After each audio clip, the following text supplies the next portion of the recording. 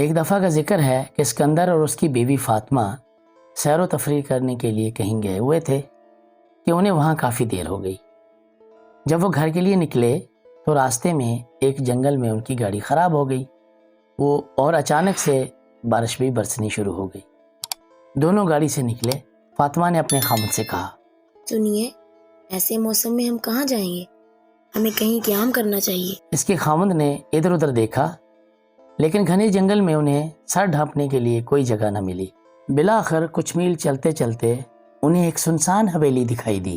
وہ آگے بڑھے اور اس کے خاوند نے دروازہ کھٹکھٹایا تو اندر سے ایک آدمی باہر آیا۔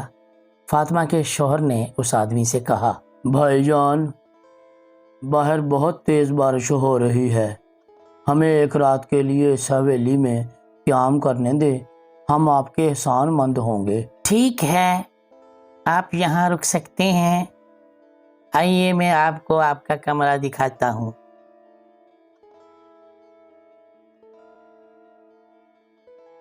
آپ کا بے حد شکریہ کہ آپ نے ہماری مدد کی۔ نہیں، اس کی کوئی ضرورت نہیں، آپ ہمارے مہمان ہیں اور آپ کی خدمت کرنا میرا فرض ہے۔ یہ ہے آپ کا کمرہ، کسی بھی چیز کی ضرورت ہو تو مجھے پکاریے گا۔ بھائی اپنا نام تو بتائیے۔ میرا نام شکور ہے، آپ آرام فرمائیے، میں چلتا ہوں۔ رات کے 10 بج رہے تھے اور بارش تھی کہ رکنے کا نام ہی نہیں لے رہی تھی، مگر نیند کی شدت اتنی تھی کہ فاطمہ اور اسکندر سو گئے۔ رات کے 1 بجے کسی کے چیخنے کی آواز سن کر فاطمہ اچانک اٹھ کھڑی ہوئی۔ کون ہے باہر؟ اوہ، میرا وہم ہو سکتا ہے، بھلا اس وقت کون ہوگا؟ تو فاطمہ پھر سو گئی۔ تھوڑی دیر بعد پھر سے کسی کے چیخنے کی آواز سنائی دی تو فاطمہ ڈر کے مارے اٹھ کھڑی ہوئی۔ اجی سنتے ہیں، اجی سنیے۔ کیا ہو گیا تمہیں آدھی رات کو؟ کوئی باہر ہے، مجھے کسی کے چیخنے کی آواز سنائی دی ہے، اور دیکھیے دروازہ بھی کھلا ہے۔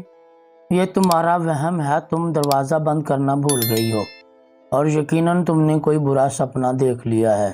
نہیں، آپ ایک بار اٹھ کر دیکھو تو۔ اچھا، میں دیکھتا ہوں۔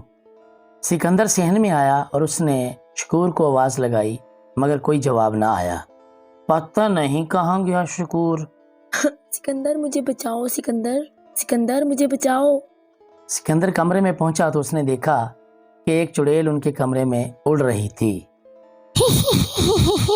میں تمہیں کھا جاؤں گی، جو بھی اس حویلی میں آیا کبھی بچ کر نہیں گیا، میں ہی تھی جو شکور کا روپ دھارے ہوئی تھی۔ ہمیں چھوڑ دو، ہم نے تمہارا کیا بگاڑا ہے، ہمیں جانے دو۔ میں تمہیں جانے نہیں دوں گی، پہلے میں تمہاری بیوی کو کھاؤں گی اور پھر تمہیں کھاؤں گی۔ دیکھو ایسا مت کرو۔ تمہیں کون بچائے گا؟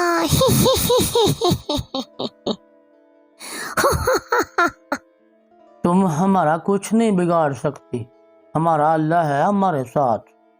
سکندر کی یہ بات سنتے وہ چڑیل اس حویلی سے بھاگ گئی اور بارش تھمتے ہی وہ دونوں اپنے گھر کی طرف چل پڑے۔